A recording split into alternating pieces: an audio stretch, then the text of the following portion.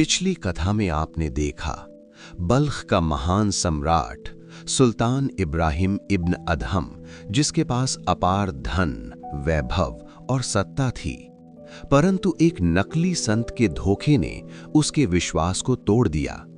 सत्य की खोज में उसने संतों को कैद कर दिया और तभी हुआ एक अद्भुत चमत्कार। 360 चक्कियां अपने आप चलने लगीं। एक दिव्य फकीर के रूप में प्रकट हुए परमात्मा ने संतों को मुक्त कर दिया और राजा स्वयं उस चमत्कार को देखकर स्तब्ध रह गया। लेकिन क्या यही अंत था, या अब शुरू होने वाली थी सुल्तान इब्राहिम की असली आध्यात्मिक यात्रा? 360 चक्कियों का वो चमत्कार, बोलता हुआ बैल और जेल से संतों का रहस्यमय गायब होना, इन सब ने सुल्तान इब्राहिम के मन में एक तूफान खड़ा कर दिया। अब उसके सामने सबसे बड़ा प्रश्न था, क्या वो फकीर वास्तव में कोई साधारण मनुष्य था या स्वयं परम शक्ति? आज की कथा में हम जानेंगे उस चमत्कार के बाद क्या हुआ।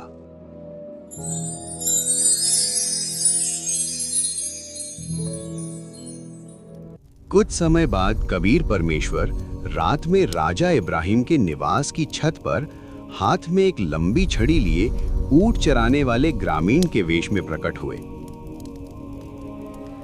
राजा गहरी नींद में सो रहा था।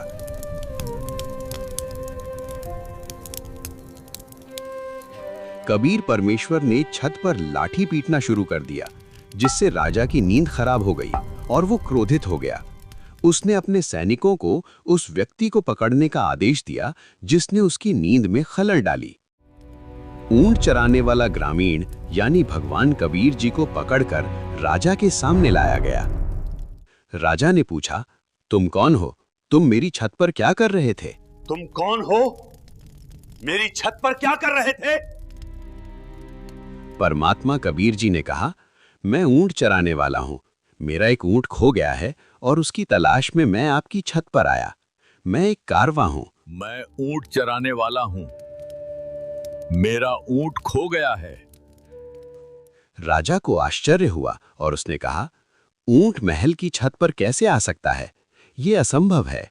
जाओ और ऊंट को जंगल में खोजो।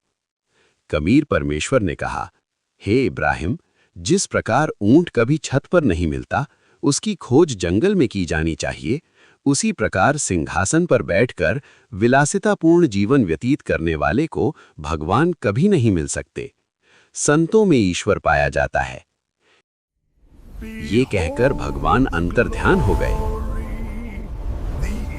सुल्तान इब्राहिम इब्न अदहम बेहोश हो गया और जमीन पर गिर गया। फिर मंत्रियों और रानियों ने एक तांत्रिक को बुलाया, जिसने राजा के दाहिने हाथ पर ताबीज बांधा और कहा कि वो भूत और प्रेत के प्रभाव में है, अब वो ठीक हो जाएगा।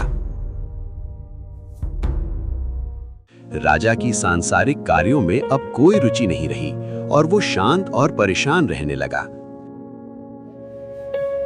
कबीर परमेश्वर पुनः कारागार में प्रकट हुए और शेष बंदियों के साथ चक्कियों को स्वतः चलाने का वही चमत्कार किया और उन सभी को मुक्त कर दिया। इसके बाद राजा ने कभी किसी ऋषि और संत को कैद नहीं किया। इसके बाद डर के मारे कोई साधु संत उसके शहर में नहीं आता था। भगवान भी चाहते थे कि नकली गुरु राजा के पास ना आए, ताकि वे सुल्तान अदहम को गुमराह न कर सके। कुछ समय बाद राजा सामान्य हो गया और फिर से अपने विलासितापूर्ण जीवन में खो गया।